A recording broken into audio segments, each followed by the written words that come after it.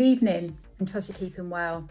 What now feels like many weeks ago, it was only on the 17th of March that the FCO updated its guidance against all but non-essential travel overseas for an initial period of 30 days in response to the coronavirus outbreak. In the weeks leading up to this, we saw a staggering 430 different guidance changes across different countries around the world, meaning that UK citizens had to, at the very last minute, cancel their trips, exit the destinations to try and return home. There were an estimated 300,000 Brits stranded abroad when the government initiated their biggest ever repatriation scheme at a cost of 75 million. This has left both operators and agents working under huge amounts of pressure around the clock, trying to arrange the repatriation of their customers who were abroad at the time. This has been further exacerbated by many businesses having to use the furlough scheme and therefore having less resource in the business to help manage this very challenging situation. Today we thought we would bring you a perspective from three different viewpoints.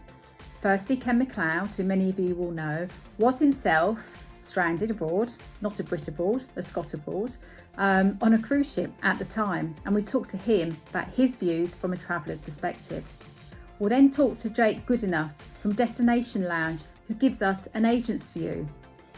And then Nick Hughes from Gold Medal Travel 2 talked through the impact from their perspective and the complications that they've had to manage in this very difficult situation. Hello everyone. I've been asked to talk to you today about repatriation and my own personal experience in recent days in trying to return from South America.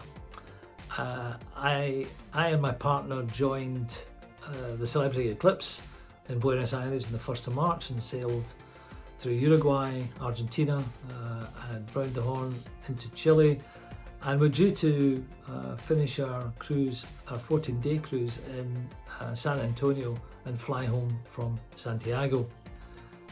Unfortunately, we were only 6 hours from docking when the President of Chile decided to close the borders and all ports.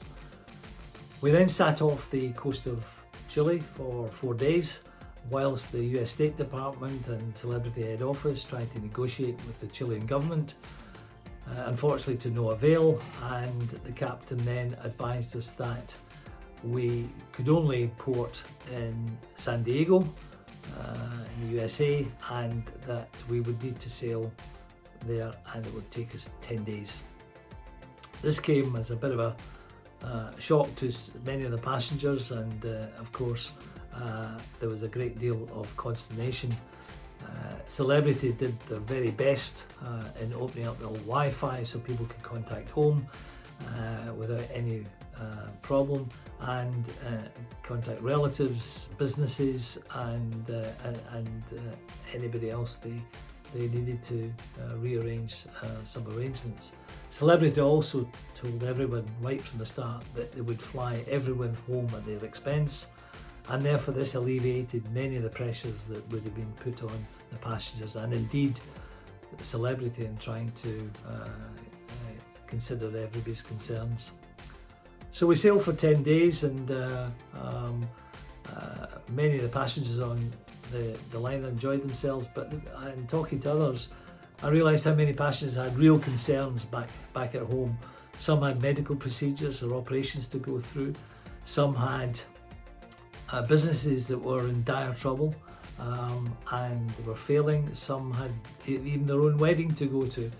So even though you're in the lap of luxury, you never know what other people are going through, and it became more apparent as we went through the ship, because people became more friendly, more open, and indeed I have to say happier, because they were sharing their problem, they were being taken well care of, and they knew what was going to happen at the end of that trip. So we docked in San Diego, and 2,000 passengers disembarked in a very efficient process. All were taken to the airport, flown home.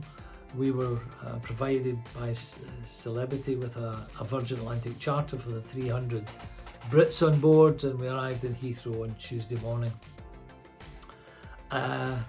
So we arrived home safe and well, But of course it's not over till it's over, and we received an email from Celebrity the following morning telling us that 1 passenger and 3 crew members had tested positive for the coronavirus. So we're now in isolation for another 14 days, following the 14 days isolation on the cruise ship, and indeed the 14 days cruise that we had prior to that. But I'm conscious of the fact that actually there are still 200 people on the Celebrity Eclipse, and it's still docked in San Diego. And my heart goes out to them, and also to all the other ships that are still trying to find a port to disembark their own passengers, and there's many thousands of them still at sea. So it's also important, when I was talking to the other passengers, about the fact that they had a travel agent to call, even though most of the travel arrangements were conducted by Celebrity. There were many other things to take care of, and that travel agency link was vitally important, because you couldn't get hold of hotels, car rental companies, or of course, as you know, airlines. So there is a real value for passengers to have a travel agency, and I know there's current problems with everything we do with refunds and so forth just now, but passengers are absolutely positive about the help they got from travel agents. So stay safe, stay well, and we'll see you on the when we come out of this. Thank you for listening. I'm Jake from the Destination Lounge. We've had a couple of families impacted whilst overseas about the current coronavirus pandemic and being stranded with their original flights cancelled. The first family were in Egypt on the Red Sea, and their flight home was cancelled, so we rebooked them on a later service back with EasyJet. That was relatively easy to do at the time because there was availability online for a later date, so we could transfer the booking very easily. However, the customer then became concerned that the second flight that we'd booked them on might not operate and wanted to try and get back earlier. That was where it became very difficult to deal with EasyJet, not answering the phone, not even allowing you to queue in a call stack for assistance, so constantly having to press the redial button, and then when you did get through, just to be told that they couldn't take the call. So that was very frustrating, trying to assist the client, even though the later flight was still at that point due to operate. The customer decided to take things into their own hands and rebook themselves on an alternative flight via Amsterdam, which wasn't smooth sailing for them. They got to the airport and were told that they couldn't board the flight to Amsterdam due to restrictions in the Netherlands. They managed to finally get over that and were able to board that service, had a couple of nights in Amsterdam with some friends that they'd met on holiday, and then continued their journey back to the UK. So they're safely home now. Another family stuck in New Zealand and the North Island. Luckily they had friends and family there, so were able to stay their extended period with the family members in Wellington, but China Airlines had cancelled their flight back from Auckland to Taipei and on to Gatwick, so the clients were left stranded as China Airlines weren't taking calls, replying to emails. Fairmind, the consolidator that we'd booked through, weren't able to contact them or clarify the airline's position in terms of rebooking them on other carriers or anything like that. Luckily, we've been able to secure seats with the Malaysian Airlines flights that are still operating for the clients to return to the UK, so they should be home very soon. But realistically, we're very lucky that our clients have been very philosophical about it and accepted that it's beyond anybody's control and it's just a completely unprecedented situation. So we've got our dedicated teams working around the clock, getting all of our customers back from all four corners of the globe. It's been a key kind of focus for us now for a number of weeks, and our system works whereby as soon as that repatriation flight is actually made available, we can filter those customers within that specific destination to get in contact with the agents and their customers to try and get them back home. We have seen a number of different challenges, not least some of the airlines have not been putting those repat flights back into the GDS, so it's been unachievable for us to actually see those flights, to actually rebook some customers back when they can see those flights available in destination.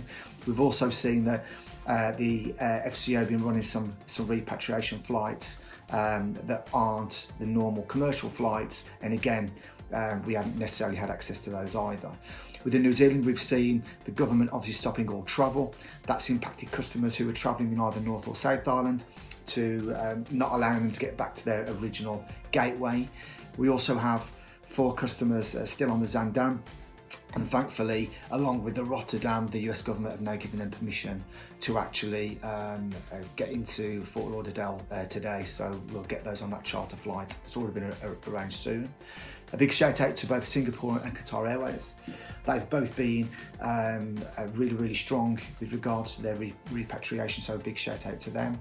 And in regard to going on land travel too, we've had over 6,000 customers stuck in resort, of which I'm really pleased to say that we're down to the final 3% now of getting those back home and safe on those repat flights. So finally, just a kind of 3-pronged attack really to take away from this if you do have customers still in resort, and that is 1, ensure that you call the Government Law Travel to crisis lines that are available on both websites to ensure that we have all those details and any additional details that we might need for that particular customer. 2, ensure that your customer registers with that local embassy so they actually know exactly where they are, they have the full details, and of course they're helping them out where they can with any accommodation and so forth in that regard. And then 3, and probably most importantly, ensure that the customers contact the airline. They're the ones with the most up-to-date information. They're the ones who are actually releasing information on their website, not necessarily sending it straight away to all partners. So please ensure that they do follow those 3 steps in this current situation. So a huge thank you to Ken, Jake and Nick. Really do appreciate you sharing your experiences with us. So my 3 key takeaways for today are: where you have customers abroad, then please urge them to stay in contact with the local embassy and that they have shared their contact details with them. And also really important to keep up with the latest government guidelines, which, as we know, are changing on a regular basis. Secondly, would be to ensure that you are staying in regular contact with the third party that the customer may be travelling with, be it the airline, the cruise line or the tour operator, and also to ensure that they have your contact details as well as your customers' details, so that you can help be easily ready, available to help if required. And thirdly, in a world where we are now having to manage our lifestyles without any human interaction other than the people that we are sharing our homes with, stay in regular contact with your customers through messaging, FaceTime, etc. is really, really key. And it's an area that I know that our members and the travel agent community in general absolutely excel at. Human contact, human travel agents is something that is going to really shine through at the end of this crisis. So remember that your human interaction, remember where it is that how you excel and the value that you place and the customer places upon you, because as I say, the human contact is absolutely paramount right now, and that will prevail. It really will. So from me to you, wishing you a wonderful weekend and look forward to hearing from you all soon. Thank you. Bye-bye.